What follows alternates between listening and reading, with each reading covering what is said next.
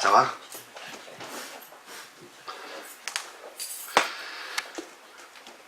Je vais faire un peu de publicité. Hein. C'est bon, hier soir, ceux qui étaient là, ils avaient déjà eu. Mais c'est pour la vidéo, c'est pour ceux qui sont sur Facebook et sur Internet qui regardent des vidéos. Alors, je m'appelle Thierry Kopp. Je suis marié, j'ai 2 enfants. J'organise des camps, des séminaires, écoles bibliques, enfin beaucoup de choses. Et cette année, nous avons un camp. Je vais commencer par le commencement, c'est-à-dire du 8 au 14 juillet, un camp à Perguillot. C'est un centre de vacances, vous pouvez être sous tente, vous pouvez être en mobil-home. Il y a différentes possibilités, il y a piscine, on s'occupe de vos enfants. Et comme chaque année, on a des orateurs différents qui viennent. Cette année, on a Giancarlo et Catherine Elia, c'est des juifs messianiques. C'est vraiment très très fort. Sa caractéristique principale pour moi, hein, c'est l'amour du Père qui porte très fort. Prophétiquement, il est très fort aussi, il a beaucoup de miracles, beaucoup de guérisons. Mais ce qui me touche le plus à moi, c'est l'amour du Père qui porte. Ensuite, du 22 au 28 juillet, nous avons un camp à Vannes, c'est en Bretagne. C'est au bord de mer, on est à 100 mètres du port. Hein. Un bel endroit, et là nous aurons Rick Outland, le responsable de Partner in Harvest, et il est aussi responsable pour l'Europe. Pardon. C'est les poils de chat. Chez Paul, il a des chats. Chat alors. Et ça sera notre orateur. Donc là aussi, on a tout le temps des gens qui s'occupent de vos enfants. Et il y a Nathaniel Beumier qui fera la louange dans ce camp et dans celui de Perguillot. Ici, le 3e camp, on aura Irisan pour la louange et on aura aussi pour les enfants, on aura Mélodie Beumier. Donc on prend soin de vos enfants. Et là aussi, on aura un orateur vraiment exceptionnel. C'est Paul Hopkins. Il était responsable de Jeunesse en Mission pendant des années au Royaume-Uni. Et il m'a dit qu'il était sec, puis Dieu l'a enlevé au ciel. Et là, toute sa théologie est tombée par terre. Venez vivre vraiment une atmosphère céleste avec nous. Ensuite, j'aimerais présenter un livre qui, je pense, qui est vraiment d'actualité aujourd'hui. Hein. Et c'est vraiment un gros besoin pour le corps de Christ. C'est un livre que j'ai eu beaucoup de plaisir à écrire, qui m'a coûté pas mal de combats, mais qui est vraiment, je dis, d'actualité. Et important pour le corps de Christ, c'est le discernement des esprits. Parce que la Bible a dit que dans la fin des temps, il y a des esprits séducteurs qui viennent, il y a la séduction qui va venir. Il y a beaucoup de choses qui vont chatouiller les oreilles, mais qui ne correspondent pas à l'évangile que Jésus-Christ a prêché, que les apôtres ont prêché. Et Jésus lui a dit, il faut que cet évangile soit prêché dans toutes les nations. Ça signifie, s'il a dit cet évangile, c'est possible aussi qu'il y ait un autre évangile. Et hier soir, on a vu que on a vraiment mis un fondement hier soir hein, pour parler de la volonté de Dieu. Et pour connaître la volonté de Dieu, nous avons besoin de renouveler notre intelligence. Le renouvellement de l'intelligence, renouvelez votre intelligence, ne vous conformez pas aussi avec le présent, afin que vous connaissiez la volonté de Dieu qui est bonne, agréable et parfaite. Donc la volonté de Dieu pour notre vie, elle est bonne, agréable et parfaite. Vous savez, des fois, la religion complique tout. Ou la religiosité, les esprits religieux, ça complique tout. Avec Dieu, c'est tellement simple. Vous voyez, vous dites à quelqu'un du monde, est-ce que vous voulez être pauvre? Il va vous dire non, pourquoi? Est-ce que vous voulez être malade? Il va vous dire non, pourquoi? Mais des fois, dans certains milieux chrétiens, être pauvre, être malade, c'est être béni. Moi, la Bible, elle n'appelle pas ça être béni, elle appelle ça être maudit même. Parce que la Bible, hein, quand vous regardez dans Deutéronome 28, c'est une malédiction la pauvreté. Ce n'est pas une bénédiction.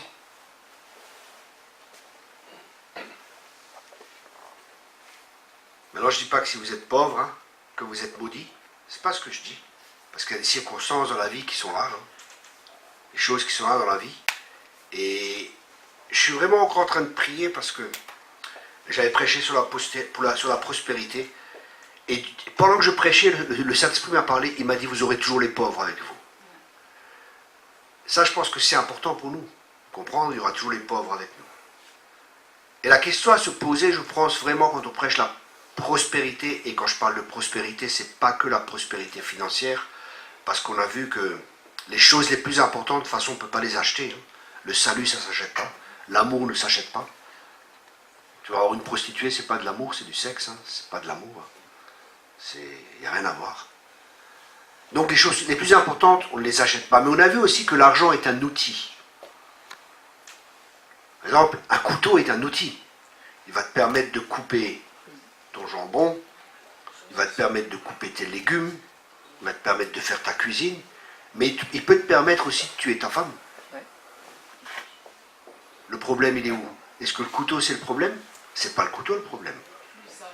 C'est le cœur le problème. Et avec l'argent, c'est pareil.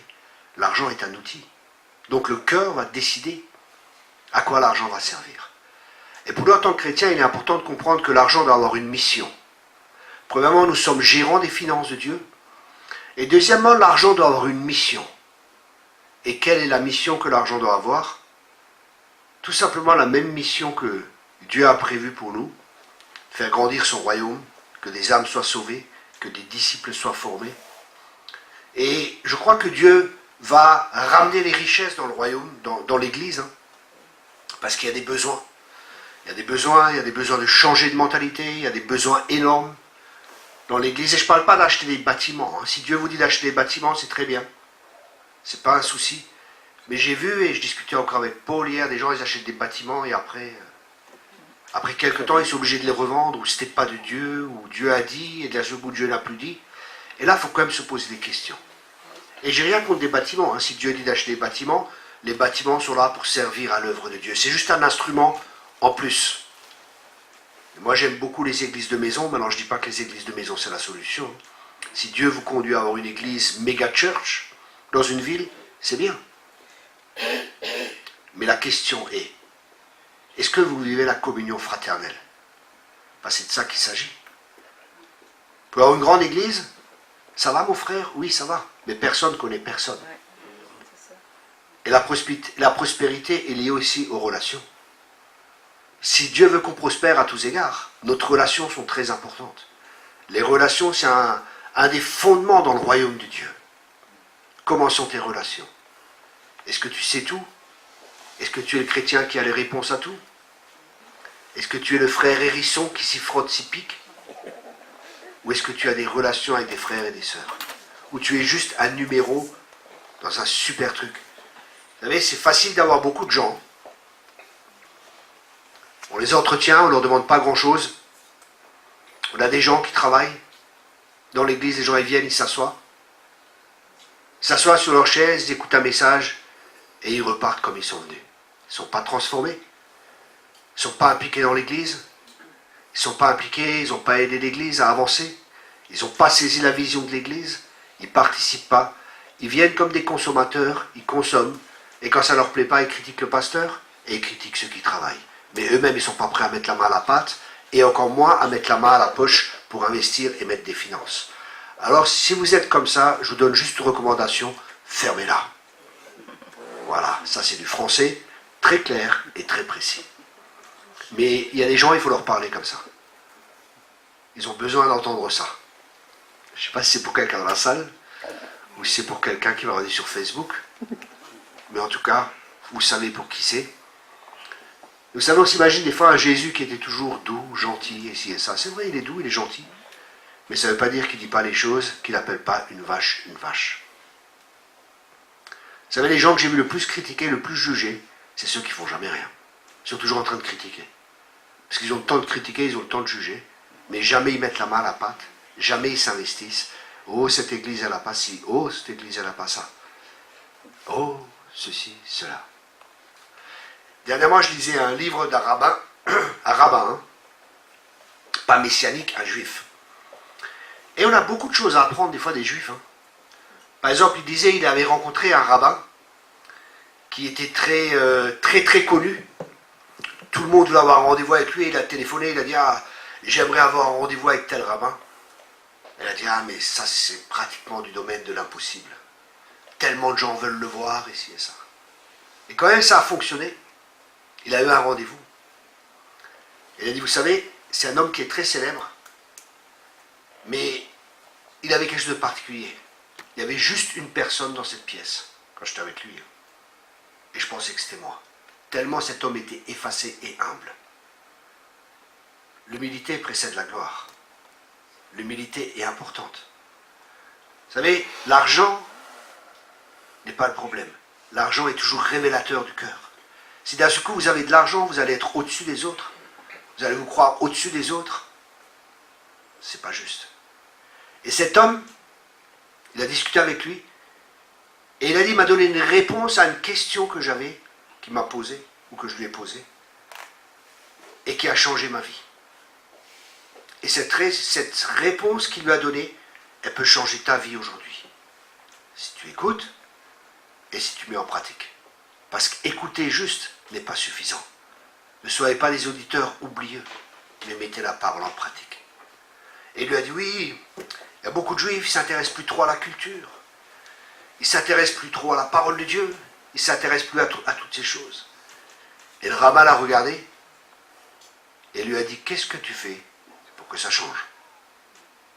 Ma question est, peut-être tu critiques ce qui ne va pas, peut-être tu juges ceci, cela, mais qu'est-ce que tu fais pour que ça change? C'est facile de critiquer. C'est facile de montrer avec un doigt sur quelque chose, mais Dieu nous a créés magnifiquement. Quand on montre avec un doigt, il y en a toujours trois qui montrent sur nous. Vous voyez, 3 et 1. À moins que vous avez un accident ou quelque chose, qui vous manque des doigts. Mais quand vous montrez un doigt, Dieu, il y en a toujours 3 qui montent sur vous. Vous savez pourquoi? Pour que vous taisiez. C'est aussi simple que ça.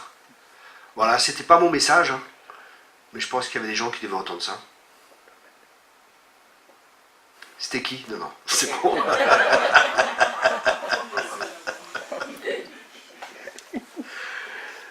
Ok, on a vu hier que bien souvent les problèmes que nous avons, c'est des problèmes qui sont liés à notre âme. Et on a vu que c'est le problème, et c'est bien de découvrir le problème, mais c'est mieux de donner la solution aux gens. Parce que montrer un problème, c'est bien, mais sans donner la solution, ça ne sert à rien.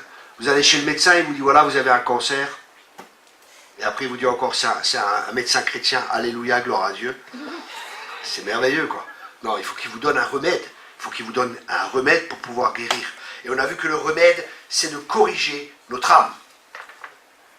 C'est d'amener une correction à notre âme. La prospérité d'une personne, on a vu que dépend de notre âme. Maintenant, nous allons voir, et nous avons vu hier que l'apôtre Jean, il parlait à un de ses disciples, il lui dit, bien-aimé, je souhaite que tu prospères à tous égards et sois en bonne santé, comme prospère l'état de ton âme. On a vu que lorsqu'on vient à Christ, notre âme a besoin d'être libérée parce qu'elle a été enchaînée, rétrécie, conditionnée, influencée par les principes de ce monde. Rappelez-vous, qu'en Israël, c'est l'ombre des choses à venir, et quand les Juifs sont sortis d'Israël, qu'est-ce qui s'est passé? Ils sont sortis d'Israël, et qu'est-ce qu'ils avaient comme mentalité? Ils avaient une mentalité d'esclaves. Et Dieu voulait les conduire dans la liberté. Mais pour que Dieu puisse les conduire dans la liberté, il a dû d'abord les faire passer dans le désert. Le problème de Dieu, ce n'était pas de les sortir d'Égypte. La difficulté que Dieu avait, c'était de sortir l'Égypte des personnes à l'intérieur. Ce n'est pas un problème pour Dieu de nous libérer. Ce n'est pas un problème pour Dieu. Il a vaincu Satan, tout est accompli, tout est fait. Le problème se trouve en nous. Et là, comme Dieu nous a laissé une libre volonté, Dieu nous laisse libre de choisir. Là, c'est des fois là qu'il y a le combat. Le combat se situe au niveau de nos pensées, au niveau de notre âme. Ils sont sortis d'Égypte, mais l'habitude, les oignons, ceci, cela, ils ne voulaient pas prendre de responsabilité. Ça aussi, c'est un gros problème que je rencontre souvent. C'est que les gens ne veulent pas être responsables de leur vie. Ils ne veulent pas prendre de responsabilité parce qu'ils n'ont pas compris que Dieu les aime. Quand tu n'as pas la révélation de l'amour de Dieu, tu vas dire, si je prends une responsabilité, si je fais des erreurs, je vais morfler. Mais Dieu t'aime. Tu peux faire des erreurs et Dieu ne te tuera pas pour autant. Vous savez pourquoi je peux vous dire ça? Je suis encore vivant. Et j'ai fait des erreurs. Mais Dieu nous aime. Et tout ce que ces choses-là doivent nous permettre de grandir. Les erreurs sont le tremplin du succès. Thomas Edison, hein, il a essayé plus de 1000 fois avant de réussir. Et qu'est-ce qu'il a dit? Il n'a pas dit c'était 1000 échecs. Il a dit c'était 1000 essais avant de réussir. C'est des essais. Vous voyez, donc ne voyons pas nos échecs comme quelque chose de négatif. Apprenons de nos échecs. Une personne qui réussit, une personne qui prospère, elle va apprendre de ses échecs. Elle va se poser des questions. Pourquoi est-ce que j'ai échoué? Quelle est la raison de mon échec? Qu'est-ce qui peut être changé? On a tous des échecs. Mais Dieu veut qu'on aille de gloire en gloire et de victoire en victoire. Les échecs, c'est les circonstances de notre vie. Ne nous identifions pas aux échecs. Des chrétiens s'identifient ou des personnes s'identifient à des échecs et ils disent « je suis un échec ». Non, non, tu n'es pas un échec. Tu as eu un échec, ça ne fait pas de toi un échec. Parce que tu es un succès. Tu es un succès. Parce que Dieu t'a créé. Et tu as été créé pour avoir du succès dans tout ce que tu entreprends. Et pour ça, il est important que tu renouvelles ton intelligence. Et ça, c'est à toi de le faire, c'est pas Dieu qui le fera. Parole de Dieu, Paul dit, renouvelez votre intelligence afin de comprendre quelle est la volonté de Dieu qui est bonne, agréable et parfaite. C'est à nous de le faire, c'est pas Dieu qui le fera. Ça veut dire que Dieu, il a accompli sa part, et nous avons notre part à faire. Et Dieu dispose nos cœurs, son esprit en nous, veut nous pousser à cela. Est-ce qu'on est faim, est-ce qu'on est soif? C'est Dieu qui crée cette faim et cette soif. C'est il y a des gens qui vont recevoir, qui vont grandir spirituellement. Et il y en a, ils ne vont pas recevoir. Parce qu'à celui qui a, il sera donné. Celui qui a investi, il sera donné davantage. Rappelez-vous la parabole des talents. Donc si vous avez faim, vous allez recevoir, mais vous allez voir qu'il y a plus. Vous savez, il y a des gens, ils viennent juste le dimanche à l'église, et peut-être le mardi soir à la réunion de prière, et le reste du temps, ils n'ont aucune relation avec Dieu. Et ils croient que la vie chrétienne, c'est ça. C'est pas la vie chrétienne, c'est une vie religieuse que tu as. Ça n'a rien à voir avec... Dieu veut une relation avant toute chose avec nous. Dieu veut une relation avec nous avant tout. Amen. Parce que Dieu est un Dieu relationnel. Tout découle de la relation. Notre prospérité découle aussi de la relation avec Dieu. Là, des fois, Dieu peut nous donner une idée qui peut nous permettre, je parle du domaine de l'argent, de devenir millionnaire. À une condition, c'est qu'on mette cette idée en pratique.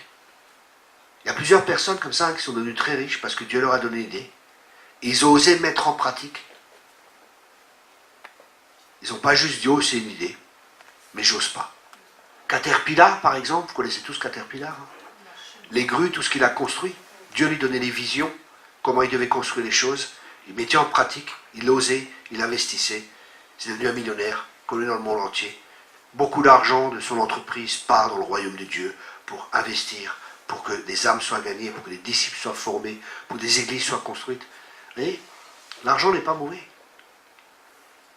Il faut qu'on quitte cette mentalité qui vient des traditions. Jésus, il a dit, vos traditions annulent la parole de Dieu.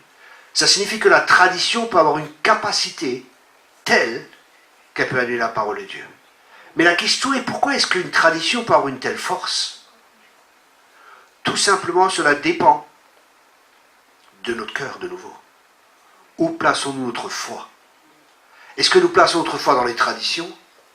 Ou est-ce que nous plaçons notre foi dans la parole de Dieu?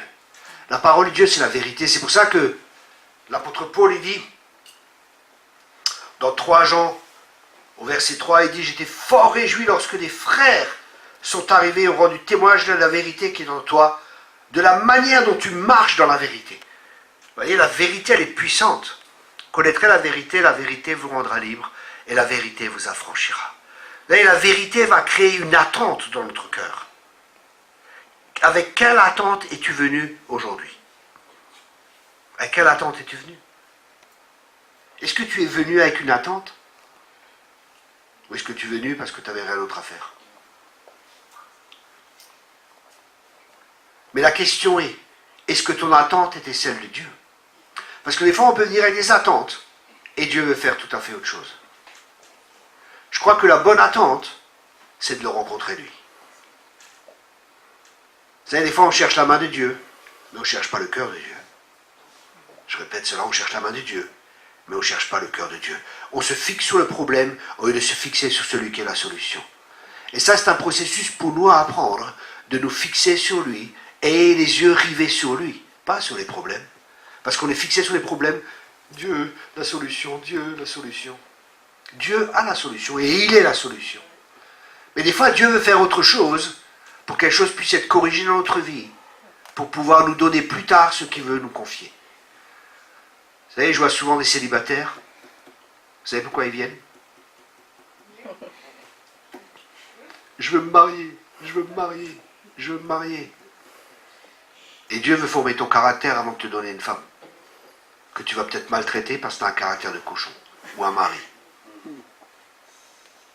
Parce que tu ne te soignes pas. Aïe. J'ai un ami comme ça. Hein. Il m'a dit, waouh, c'était dur. Hein. Il m'a dit, il voulait... Bon, il s'est marié avec cette femme. Hein. Mais au début, quand il voulait cette femme, tout ça, Dieu lui a parlé. Il a dit, je ne donne pas une de mes filles à un cochon. Il ne se lavait pas. Il n'était pas propre. Il ne se soignait pas. Vous savez, Dieu lui a pas dit, tu sais, mon fils, peut-être qu'il serait bien que tu utilises du parfum Saint-Laurent et du déodorant. Non, non, il lui a dit, cache. Certains ont besoin d'entendre ça cache, d'autres ont besoin d'entendre différemment. Hein. Alors, je ne dis pas, vous savez, Dieu sait comment il va parler à chacun. Moi, il me parle toujours cache. Pour ça, je suis cache aussi avec les gens. Pas mettre des, vous savez, mes frères et sœurs. J'aimerais vous dire quelque chose, et je tourne autour du pot pendant 50 ans. Non, non, c'est là, on y va, et puis voilà, quoi.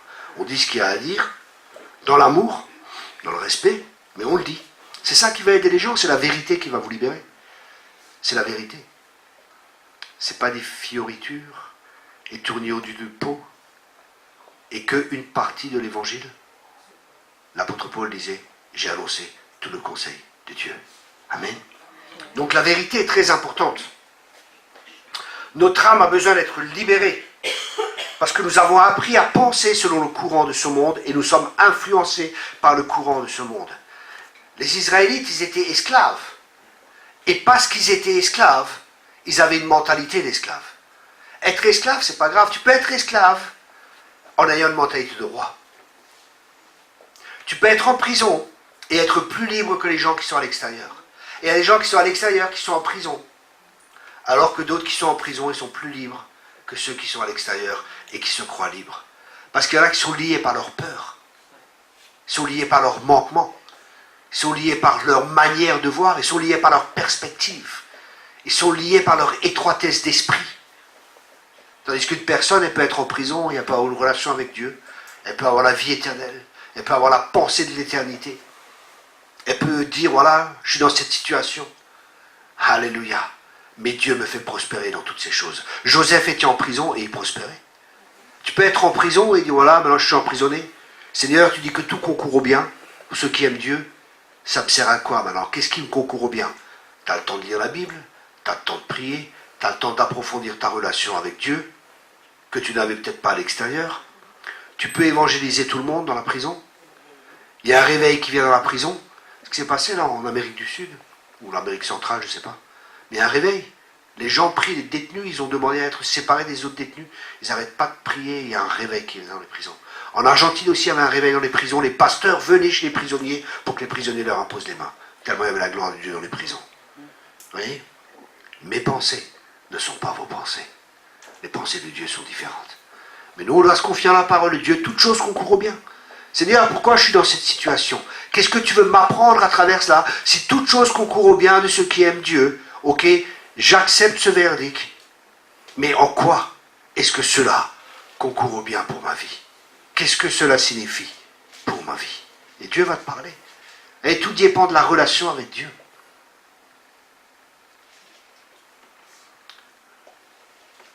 Rappelez-vous hier, le premier point, c'est ce qui nous influence. Ce qui nous influence va influencer notre manière de penser, qui va influencer nos émotions. Nos émotions vont créer des habitudes, ou nos émotions vont créer des décisions qui vont devenir des habitudes, qui vont former un caractère.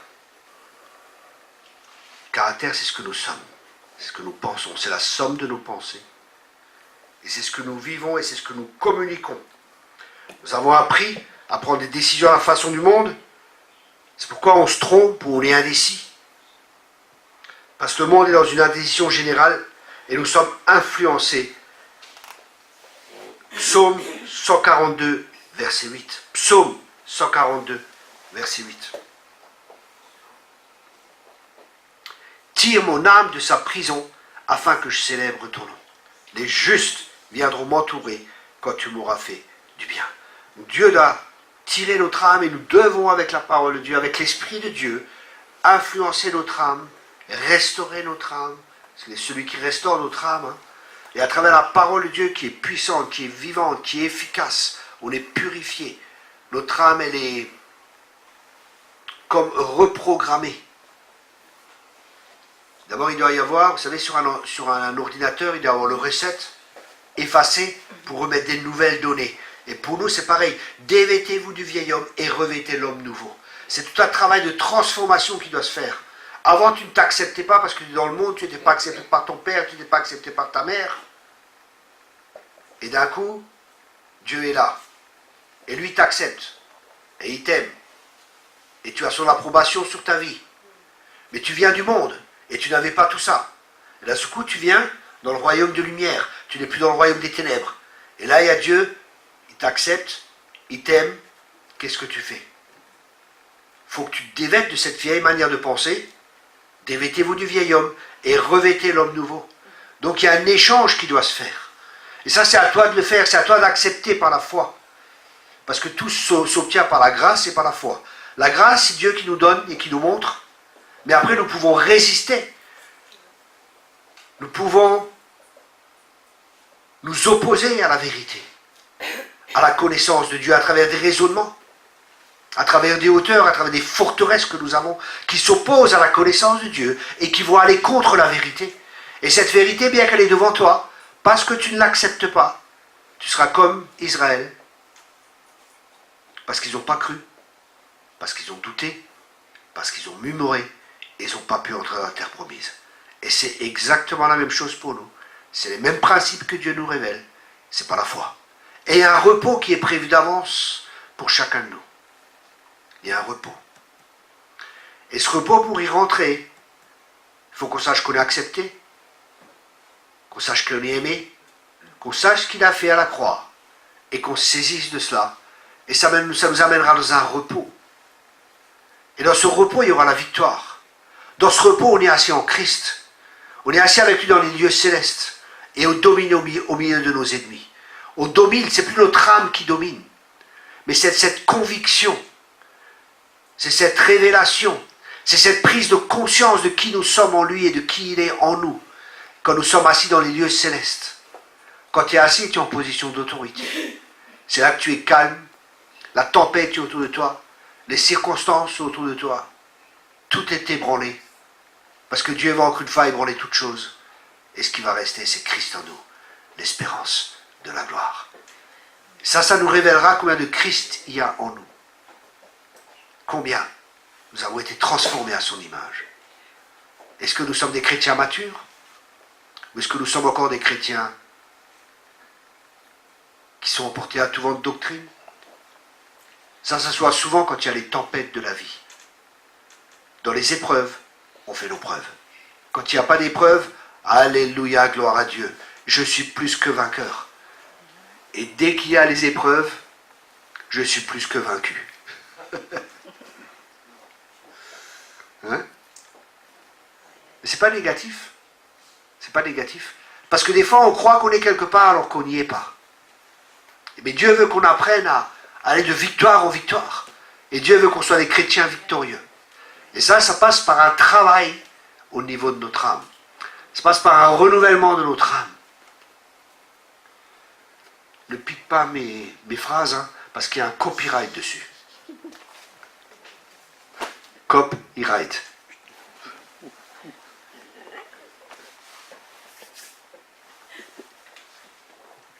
Le grand problème de l'âme, c'est quand l'âme est divisée. Lorsqu'une âme est divisée, elle est troublée et ça la rend stérile. C'est pour ça que Dieu nous a donné un commandement, Matthieu 22, verset 37, Jésus lui répondit, tu aimeras le Seigneur ton Dieu de tout ton cœur, de toute ton âme et de toute ta pensée. Tout ton cœur, toute ton âme et toute ta pensée. Et une des caractéristiques de Dieu, c'est d'être toujours le premier. Qu'est-ce que ça signifie concrètement avec ce texte? Ça signifie que c'est lui qui nous a aimés avant. Et plus on est conscient de son amour, et plus on se laisse toucher par son amour, plus on pourra, à cause de son amour, l'aimer lui. Parce qu'on voit ce qu'il a fait pour nous, on comprend ce qu'il a fait. Rappelle-toi d'où tu es venu, rappelle-toi d'où il t'a tiré, rappelle-toi. Parce que sans lui, tu ne peux rien faire. Vous savez, des fois, les gens, ils se prennent pour ce qu'ils ne sont pas, ils se prennent pour quelque chose. Mais la vraie humilité, c'est quoi? La vraie humilité, merci, c'est une bonne question, merci de l'avoir posée. Qu'est-ce que c'est que vraiment l'humilité?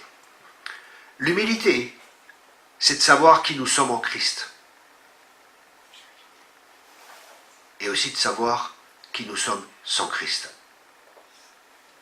L'humilité, c'est savoir qui nous sommes en Christ et savoir qui nous sommes sans Christ.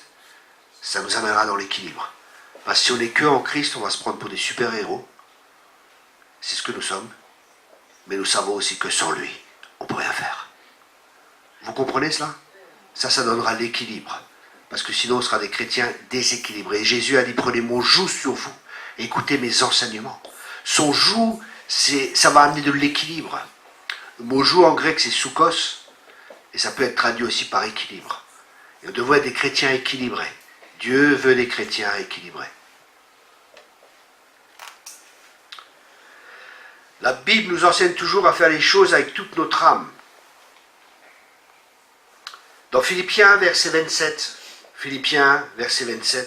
seulement conduisez-vous d'une manière digne de l'évangile de Christ, afin que soit que je vienne vous voir, soit que je reste absent, j'entends dire de vous que vous demeurez ferme dans un même esprit, combattant d'une même âme pour la foi de l'évangile. Même pensée, même âme, même direction. Philippiens 2, verset 2. Rendez ma joie parfaite, ayez un même sentiment, un même amour, une même âme, une même pensée. Amen. Et des fois, il y a des divisions, parce qu'il y a plusieurs visions. Parce que chacun, chez les Gaulois, vous savez comment c'est? Chacun est un petit roi, en Gaule. Chacun a son petit clan, chacun a sa petite tribu. Et mon poisson, il est meilleur que le tien, et mon poisson, il est pourri, quoi. Obélix et Astérix, allez, voilà le poisson qui vole, paf, dans les dents. Vous vous rappelez? Obélix et Astérix, c'est ça, les Gaulois. Il y a les Gaulois, il y a les Gauloises, et vous savez comment on appelle les enfants? Les mégots. Les mégots.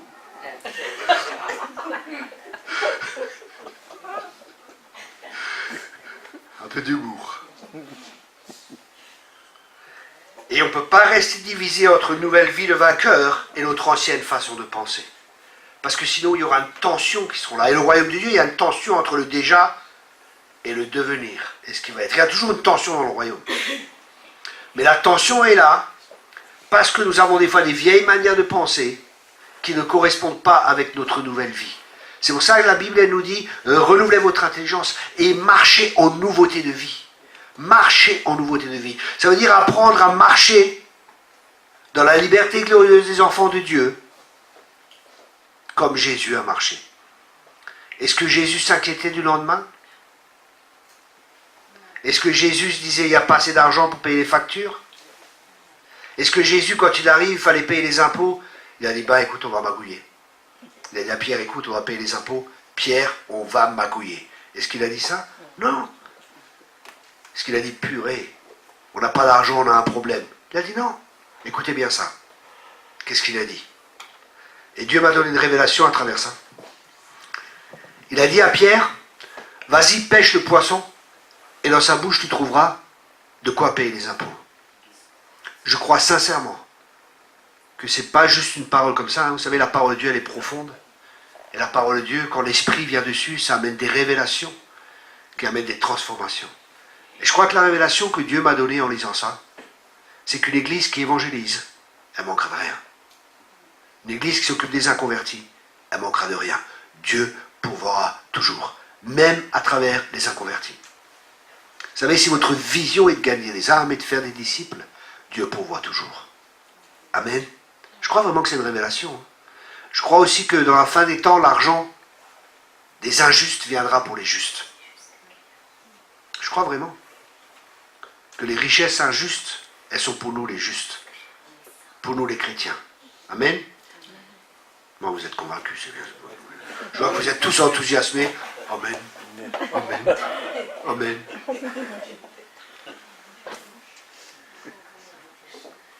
Être divisé est une source d'échec dans notre vie. Je vais à gauche, je vais à droite, tu iras nulle part. Ou tu vas à gauche ou tu vas à droite. Je vais aller par là, je dois, je peux pas, est-ce que je vais faire? Vous savez, moi j'étais comme ça au début de ma vie chrétienne. Est-ce que je peux faire ci? Est-ce que je peux faire ça? Est-ce que Dieu est d'accord avec ci? Est-ce que Dieu, j'étais élevé dans un truc un peu légaliste? Est-ce que je peux faire ci? Est-ce que je peux faire ça? Qu'est-ce que Dieu va penser? Et ci et ça. Et je me posais tellement de questions qu'en fin de compte, je faisais rien. Et après, je dis, bon, maintenant j'y vais, je monte sur le vélo, je roule. Si je tombe par terre, Dieu me relèvera. Il est mon Père. Il ne va pas me mettre un coup de pied dans la tête et il va m'aider. Amen. Mais après, tu vas. Et tu verras que Dieu est bon. Vous savez, tout ça découle de notre compréhension de qui est Dieu. Sinon, on ne fera jamais rien.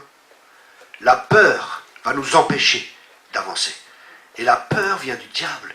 Mais on n'a pas reçu un esprit d'esclavage pour être encore dans la peur. Mais on a reçu l'esprit du Fils qui crie « Abba, Père ». Une des caractéristiques de l'esprit de pauvreté, c'est la peur de manquer. Et c'est l'arme de maman. C'est la peur de manquer. C'est la peur. Vous savez, il y a des gens qui sont riches, ils ont peur qu'on leur pique leur fric. Il y en a qui n'ont rien, et ils ont peur toujours de manquer. On n'aura pas assez, on n'aura pas assez. Toujours la peur. Le problème, ce n'est pas l'argent. C'est l'esprit qu'il y a derrière. Parce qu'il y a un esprit derrière.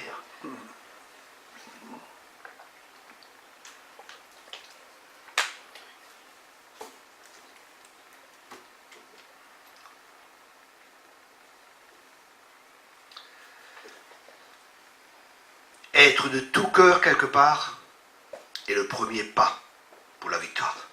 C'est intéressant parce que on avait un camp, et j'en ai parlé à Paul aussi hier ou ce matin, je ne sais plus. Et je lui dis, il y a, quand il y avait les offrandes, tout ça, je regardais les chèques, et j'ai vu que les personnes qui donnaient les plus, c'était les gens de notre équipe qui travaillent avec nous. Il y avait un pasteur qui était là, je dis, purée, c'est étrange quand même. Les gens de l'équipe, c'est ceux qui investissent le plus. Ils travaillent, et c'est eux qui donnent les plus grosses offrandes. Elle m'a dit, mais c'est normal. Là où est ton cœur, là est ton trésor. Et à ce moment-là, le Saint-Esprit m'a parlé. Et il y avait des gens qui faisaient partie de l'équipe, mais qui n'investissaient pas. Et là, j'ai compris, waouh, leur cœur n'est pas réellement avec nous. Aujourd'hui, ils ne sont plus avec nous. Là où est ton cœur, là est ton trésor. Vous voyez combien c'est important de comprendre ça? C'était vraiment une révélation que Dieu m'a donnée à ce moment-là. Et c'est vraiment vrai. Hein. C'est vraiment vrai. Là où il y a ton cœur, tu vas investir. Donc ne soyez pas divisés, hésitants ou indécis, mais suivez Christ de tout votre cœur et toute votre âme. Dans Matthieu 12, verset 25, comme Jésus connaissait leurs pensées, il leur dit, tout royaume divisé contre lui-même est dévasté, et toute ville ou toute maison divisée contre elle-même ne peut subsister. Et nous sommes placés devant un choix. Vous savez, le prophète, il disait, mais combien de temps vous voulez encore hésiter? Si Dieu est Dieu, suivez Dieu, sinon suivez Baal. Mais vous ne pouvez pas être à cloche-pied d'un côté ou de l'autre. Il faut que vous preniez une décision. Et nos décisions vont déterminer notre vie. Et nos décisions, c'est les choix que nous faisons. Et les choix dépendent des influences, dépendent des informations que nous avons, de la connaissance que nous avons et des informations que nous avons. Si par exemple je veux ouvrir une entreprise dans cette ville, Colmar, qu'est-ce que je ferai? Je ferai une prospection. Je regarde, est-ce que on peut pas? Est-ce que ce commerce peut marcher? Est-ce qu'il y a déjà ce commerce? Dans une autre ville, peut-être ça marchera, mais ici ça ne marchera pas. Donc c'est important qu'on ait des informations, qu'on ait de la connaissance. Parce que la connaissance peut être synonyme de puissance. Mon peuple périt parce qu'il n'a pas la connaissance. Et Dieu veut qu'on ait de la connaissance. Dieu veut qu'on le connaisse. Dieu veut qu'on connaisse ses pensées. Il aime nous partager ses pensées. Ne soyez pas sans intelligence, ne connaissant pas la volonté de Dieu, disait l'apôtre Paul. Ne soyez pas sans intelligence, ne connaissant pas la volonté de Dieu. Dieu est un Dieu qui se révèle. Et Dieu veut se révéler à ta vie. Dieu veut révéler les plans qu'il a pour toi. Pourquoi est-ce que Dieu veut révéler les plans qu'il a pour toi? Parce qu'il veut que tu entres dans les plans qu'il a préparés.